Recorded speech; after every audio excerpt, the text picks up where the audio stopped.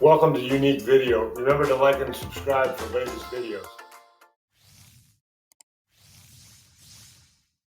Do you have anything to say about the object shot down over Alaska, Mr. President? Success. So President Biden reacting for the first time after ordering the Pentagon to shoot down a second high-altitude airborne object flying near Alaska just a few hours ago.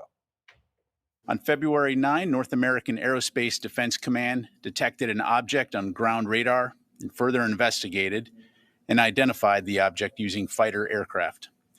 The object was flying at an altitude of 40,000 feet and posed a reasonable threat to the safety of civilian flight. We have no further details about the object at this time, including any description of its capabilities, purpose, or origin.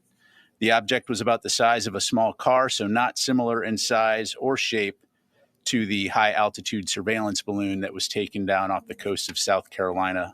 So they're telling us it was not manned or maneuverable. The military is trying to recover it now, and there's a chance that it came down on ice. The White House pressed on why it was so aggressive after letting China fly its spy balloon all over America. That's a really big area up there. It's not all that many planes. It's not like it was in the middle of the Northeast corridor or something. In other words, was there some reason why? The president wasn't willing to take that kind of a risk in time, because this thing did not appear to be self-maneuvering, and therefore at the mercy of prevailing winds. It was much less predictable. It's also strange. President Biden acted so quickly to shoot this second object down, but just yesterday said that this about the Chinese spy balloon. Watch. Do you regret not having insisted on bringing it down sooner? No. The total amount of... Judge, I'm confused. Make it make sense. You can't make sense from this man. I must tell you, no, he doesn't regret not taking it down sooner. But I got to tell you, I want to move forward now. And based on where we are now, Lawrence, it appears that they admitted that they had this awareness gap, that they didn't really analyze that section between, I think it's 60 and 100,000 feet where these balloons are generally flying. And so now they apparently have a standard operating procedure. We know they didn't have that procedure this past week because they saw the Chinese spy craft on the 28th and didn't tell the White House until the 31st. Mm-hmm. So there was no standard operating procedure. And so now, apparently, we have a plan. We know what we've got to do. The White House has to be informed. And Lawrence, I was comfortable today with the people that I heard after they said they took this smaller balloon down because it might get in the way of civilian aircraft.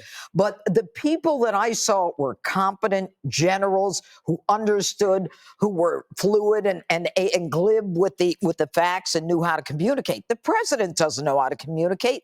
I don't think he even knows what's going on. And I hate to say that, but the truth is now the American people are aware of what's going on, and we're not going to tolerate it. And Lisa Murkowski was furious that it went over her state. Mm-hmm. And now what we've got is, China relations. Biden's trying to say, oh, no, everything's fine, until even Judy Woodruff had to say to him, but have you spoken to him since? He said no. And right now we know that General Austin's counterpart in China would not accept his call. So we are not in a good place right now. And we've got China that wants to be number one in the world militarily, economically, and they see us as a threat. And sooner or later, this is going to happen. Yeah. As long as we're on our game, I'm happy. So, Greg, as someone who tells jokes for a living, is America looking like a joke? Because whether that was China or some other nation, it's obvious that they're taunting the U.S., right? Well, here's the thing. Now we're just going to shoot down everything. Oh. We're going to shoot down like condors and, I don't know, balloons, angels, kites. That could have been the Goodyear blimp heading to the Super Bowl. But they said, here's the thing. They said it was dissimilar to a balloon. It's this recent object. It's 40,000 feet in the air. It's the size of a car. It's not a plane. It's not a drone. It's obviously an ET. Superman. Because nothing on Earth fits that description. So get ready for the cover-up, America. They're going to say, oh, it turns out it was like a weather device. No, we know what happens. We know what's going on. And if I happen to disappear over the weekend, it wasn't a suicide. Trust me. Sandra Smith, what are your sources telling you in the intelligence community and in the Defense Department? Because They acted much differently in this situation. I don't think any American is criticizing them for acting with swiftness here. The question is, why didn't they do it in the other situation? It might have been perfect timing, but I had former Defense Secretary Mark Esper on our 2 o'clock on with us in the 2 o'clock hour when this was all breaking. We were able to listen to John Kirby announce this together and have him react right out of it. And my question was very similar to Judge Jeanine's. You go back to that Judy Woodruff interview when he was asked about our relations with China, especially after the State of the Union and his mention of China and whether or not that it leads to a deteriorating relationship with China. And he said no. She asked him how he knows, and he said he just knows. Yep. But shouldn't she be on speed dial? Shouldn't someone in China be picking up our phone call today asking, do you claim this object? Especially after we just took one down from the sky within the past week. That doesn't seem to be happening. We cannot, this is a UFO. This is an unidentified flying object. I mean, very simply, we do not know who claims this. Why? Why don't we have a quick answer to that? I will also just finish with this. How many more are out there? Right. And was this already in the air when the other one was taken down? Was this sent out after that? I think there's huge questions. I don't know if we know any more within hours, days, weeks. I don't know if is there a dozen more in the sky right now? We just don't know. Stinks, I tell you. It stinks. The ribs? Right.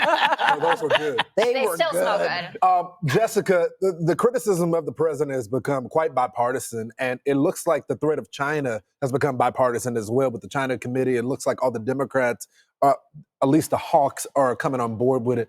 Do you think that the president has the strength? I mean, I know he has the mental capability from being over the foreign relations and understanding diplomacy, but it looks like this is a threat. Does he have that defense background to defend the country, especially when you have people like Robert Gates and other people that say he can't make the call. He never makes the call.